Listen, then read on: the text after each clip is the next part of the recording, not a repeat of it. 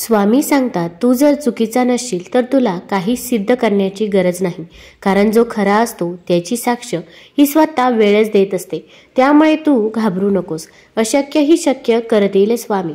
श्री स्वामी समर्थ. स्वामी महाराजांच्या कृपेने तुमच्या सर्व इच्छा मनोकामना पूर्ण हो. आता येत्या 14 डिसेंबरला दत्त जयंती आहे. दत्त जयंतीनिमित्त प्रत्येकजण काही ना काही सेवा या करत आहे. काहींना गुरुचरित्र पारायण करायचे आहे, तर काही स्वामी चरित्र सारामृत पठण करत आहे. आता या दत्त सप्ताहामध्ये जर आपण काही उपाय केले, काही सेवा केल्या, तर त्या खूप म्हणजे खूप प्रभावी ठरतात. कारण की या काळामध्ये दत्ततत्व हे 1000 पटीने कार्यरत असतं. त्यामुळे आपण या काळामध्ये सेवा करायला विसरायचं नाही. आता प्रत्येकाचीच इच्छा असते की गुरुचरित्र पारायण करावं, पण गुरुचरित्र पारायण करणे काही जमत नाही. कारण घरामध्ये लहान बाळ असतं किंवा बाहेर काही कामासाठी जावं लागतं. मग ऑफिससाठी असेल किंवा इतरही काही कामांसाठी बाहेर जावं लागतं. त्यामुळे आपल्याला सेवा करणे शक्य होत नाही. मग आता या दत्त जयंतीपर्यंत आपल्याला अशा कोणत्या सेवा करायच्या आहेत की ज्यामुळे आपल्याला स्वामींचा आशीर्वाद हा मिळेल व आपल्या घरामध्ये सुख शांती आणि समृद्धी येईल. आता भरपूर वेळा आपण सेवा करत असतो, पण आपल्याला वाटते की आपल्याकडून काही चुकले तर आपल्याला या सेवेचे फळ मिळणार नाही. पण आपण असे अजिबातही मनामध्ये आणायचं नाही. जेव्हा एखादी मुलगी पहिल्यांदा चपाती किंवा भाकर बनवायला शिकते, तेव्हा ती अगदी नकाशाच बनवत असते, पण आई ती कौतुकाने ती चपाती ही गोलाकार म्हणत असते व आईला ती चपाती देखील आवडत असते. तसेच आपल्या स्वामी माऊलींचं देखील आहे. स्वामी महाराज म्हणजे आपली आईच आहे. आपल्याकडून जर सेवा करत असताना जर काही चुका झाल्या तरी पण स्वामी महाराज त्याचे काही मनावर न घेता त्या मुलाची प्रत्येक इच्छा ही पूर्ण करत असतात. आता आपण कधी कधी स्वामी महाराजांकडे खूप हट्ट करत असतो, अगदी त्यांच्यासोबत भांडत असतो, त्यांच्यासमोर रडत देखील असतो, कारण की आपल्याला पाहिजे असणारी गोष्ट मिळत नाही. पण एखाद्या गोष्टीसाठी उशीर होत असेल, पण ती गोष्ट तुम्हाला नक्कीच मिळेल. कारण की पुढे जाऊन जर ती गोष्ट तुमच्यासाठी चांगली नसेल तर स्वामी महाराज ती गोष्ट तुम्हाला कधीही देणार नाही. पण जर पुढे जाऊन त्यांना तुम्हाला आणखीन त्यापेक्षा काही चांगले द्यायचं असेल तर त्या गोष्टीसाठी नक्कीच उशीर होईल. फक्त स्वामींवरती श्रद्धा आणि विश्वास हा नक्कीच ठेवायला हवा. आता या दत्त जयंती सप्ताहामध्ये कोणते उपाय करावे, कोणत्या सेवा कराव्या याबद्दलची सर्व माहिती आपण आज या व्हिडिओमधून जाणून घेणार आहोत. तत्पूर्वी तुम्ही चॅनलमध्ये नवीन असाल तर चॅनलला लाईक करा व सबस्क्राईब देखील करा. कमेंटमध्ये श्री स्वामी समर्थ किंवा श्री गुरुदेव दत्त लिहायला विसरू नका. आता या दत्त जयंतीच्या काळामध्ये आपण अनेक सेवा करू शकतो. स्वामी चरित्र सारामृत पठण करू शकतो, तसेच तारक मंत्र म्हणू शकतो, तसेच श्री स्वामी समर्थ या मंत्राचे नामस्मरण देखील करू शकतो. पण या व्यतिरिक्त देखील आपण या काळामध्ये काही सेवा या करायच्या आहेत. मग या काळामध्ये तुम्ही संक्षिप्त गुरुचरित्र देखील पठण करू शकता. अगदी 7 दिवस सेवा करू शकता किंवा 11 दिवसाची ही सेवा केली तरी पण चालेल. तसेच सप्तशती गुरुचरित्र देखील पठण करू शकता. आपल्याला जर गुरुचरित्र पारायण पठण करणे शक्य होत नसेल तर तुम्ही ह्या सेवा नक्कीच करू शकता. तसेच काही ठिकाणी नवनाथ भक्तिसार देखील पठण केलं जातं. हरिविजय ग्रंथ देखील पठण केला जातो. श्री साई चरित्र देखील पठण करू शकता. आता तुम्हाला जी सेवा आवडेल ती सेवा तुम्ही नक्कीच करू शकता.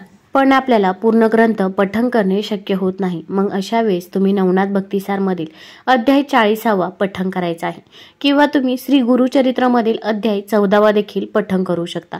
यामुळे देखील आपल्या आयुष्यामध्ये जी काही अडचणी आहे, जे काही अडथळे आहे, संकटे आहे ते पूर्णतः दूर होत असतात. ज्यांना विवाहामध्ये अडचणी अडथळे येत असतील तर अशा व्यक्तींनी नवनाथ भक्तिसार मधील अध्याय 40वा पठण करायचा आहे. तसेच तुम्ही श्री गुरुचरित्र अवतरणिका देखील पठण करू शकता. दत्त बावनी देखील म्हणू शकता. आता या ज्या काही सेवा आहेत त्या पठण करण्याच्या अगोदर आपल्याला काही संकल्प देखील करणे गरजेचे आहे. तर ही सेवा करण्याच्या अगोदर आपण एक नारळ घ्यायचा आहे, खडीसाखर घ्यायची आहे आणि आपण जवळच असणाऱ्या दत्त महाराजांच्या मंदिरामध्ये किंवा श्री स्वामी समर्थ महाराजांच्या मंदिरामध्ये जायचं आहे. आता तिथे गेल्यानंतर आपण कोणती सेवा करणार आहोत किंवा किती दिवसाची सेवा करणार आहात, मग 7 दिवसाची किंवा 11 दिवसाची सेवा करणार आहात, ती स्वामी महाराजांना, दत्त महाराजांना आपण सांगायचं आहे. आता जो काही नारळ आहे त्या नारळाला कलावाचा धागा देखील आपण बांधावा आणि हे नारळ आणि खडीसाखर जेव्हा आपण स्वामी महाराजांच्या चरणाजवळ ठेवत असतो तेव्हा आपली इच्छा मनोकामना बोलून आपण सांगायचं आहे की स्वामी महाराज, ही सेवा तुम्ही माझ्याकडून पूर्ण करून घ्या. तसेच आपली इच्छा मनोकामना देखील सांगायची आहे। मग कठीणातील कठीण कोणतीही इच्छा असो, घरामध्ये पैसा येतो पण तो पैसा स्थिर राहत नाही, घरामध्ये आर्थिक टंचाई चालू आहे किंवा नोकरी मिळत नाही किंवा संतान प्राप्ती होत नाही, विवाह हा वेळेवरती जुळून येत नाही, जे काही आहे ते मनापासून आणि श्रद्धेने तुम्ही स्वामी महाराजांना सांगायचं आहे। त्यानंतर हे नारळ आणि खडीसाखर आपण तिथे ठेवून यायचं आहे। तसेच जेव्हा स्वामी महाराजांच्या मंदिरामध्ये जात असतो त्याबाहेर औदुंब वृक्ष देखील असतो। पहिल्यांदा आपल्याला औदुंब वृक्षाचं दर्शन घ्यायचं आहे। तिथे शुद्ध तुपाचा दिवा प्रज्वलित करू शकता।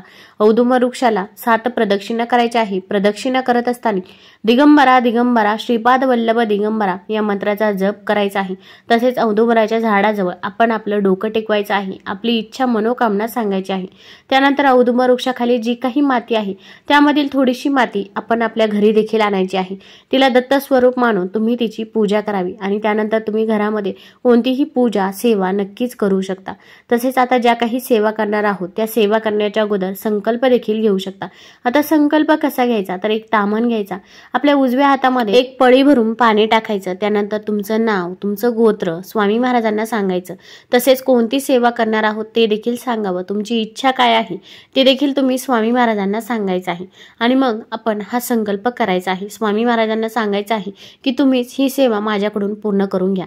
त्यानंतर हे पाणी आपण 3 वेळा त्या ताम्हणामध्ये सोडायचं आहे आणि नंतर तुळस सोडून दुसऱ्या कोणत्याही झाडाला तुम्ही हे पाणी अर्पण करू शकता। यानंतर आपण सेवेला सुरुवात करायची आहे। आता तुम्ही कोणती सेवा करणार आहात, संक्षिप्त गुरुचरित्र पठण करणार आहात किंवा नवनाथ भक्तिसार मधील 40वा अध्याय पठण करणार आहात किंवा गुरुचरित्र मधील 14वा अध्याय पठण करणार असाल तर आता जी काही सेवा आहे ती सेवा आपण करण्याच्या अगोदर प्रथम देवघरामध्ये एक शुद्ध तुपाचा किंवा तिळाच्या तेलाचा, मोहरीच्या तेलाचा दिवा प्रज्वलित करायचा आहे। तसेच 3 अगरबत्ती देखील प्रज्वलित करायची आहे। एक अगरबत्ती ब्रह्मा, विष्णू आणि महेश अशा स्वरूपामध्ये 3 अगरबत्ती प्रज्वलित कराव्या। आता ही जी काही सेवा आहे ती सेवा तुम्ही सकाळी करू शकता किंवा सायंकाळी केली तरी पण चालेल, फक्त आपण एक वेळ धरायची आहे। मग तुम्ही सकाळच्या वेळेत करू शकता, मग सकाळी 7 वाजता जर सेवा केली तर आपण रोज 7 दिवस सकाळी 7 वाजताच ही सेवा करायची आहे किंवा सायंकाळी अगदी 8 वाजता जरी सेवा केली तर रोज सायंकाळी 8 वाजताच ही सेवा आपल्याला करायची आहे। फक्त दुपारी 12 ते 12:30ची जी वेळ आहे त्या वेळेमध्ये आपल्याला सेवा करायची नाही, कारण की ही श्री दत्त महाराजांच्या स्वामी महाराजांच्या भिक्षेची वेळ असते, त्यामुळे या काळामध्ये आपण सेवा करायची नाही। आता ही सेवा कोण करू शकतं तर घरातील कोणत्याही व्यक्तीने ही सेवा केली तरी पण चालेल। ताई, दादा, आजी, आजोबा, तुमच्या घरातील मुलं देखील ही सेवा करू शकता। फक्त मासिक धर्म असेल किंवा सूतक असेल तर या काळामध्ये आपल्याला ही सेवा करता येणार नाही। अगदी या सर्व गोष्टी खूपच अवघड वाटत असतील तर आपण अगदी श्रवण केलं तरी पण चालेल। तसेच आपण औदुंब वृक्षाखाली जी काही माती आणली होती ती मातीची देखील आपण घरामध्ये पूजा करायची आहे, ती देवघरामध्ये ठेवायची आहे। मग एखाद्या लाल वस्त्रावरती ती माती ठेवायची आहे आणि दत्त स्वरूप मानून आपण तिची दत्त जयंतीपर्यंत पूजा नक्की करायची आहे। आपण हळदी कुंकू अर्पण करायचं आहे, तसेच रोज धूप दीप दाखवायचा आहे आणि रोज दिगंबरा दिगंबरा श्रीपाद वल्लभ दिगंबरा, दिगंबरा दिगंबरा श्रीपाद वल्लभ दिगंबरा या मंत्राचा जप 108 वेळा करायचा आहे आणि आपली जी काही इच्छा आहे, मनोकामना आहे श्री दत्त महाराजांना ती रोज सांगायची आहे। आता तुमच्या घरामध्ये दत्त महाराजांचा फोटो नसेल तर स्वामी महाराजांचा फोटो किंवा मूर्ती ही असेलच, तर तिथे बसून देखील आपण पूजा सेवा करू शकता। तुम्ही कोणतीही सेवा करा, फक्त ती मनापासून आणि श्रद्धेने केली तर आपल्याला त्या सेवेचे फळ हे नक्कीच मिळेल। तुम्हाला जर हा व्हिडिओ आवडला असेल तर चॅनलला लाईक करा, सबस्क्राईब करा, मित्रमैत्रिणींसोबत जरूर शेअर करा। धन्यवाद।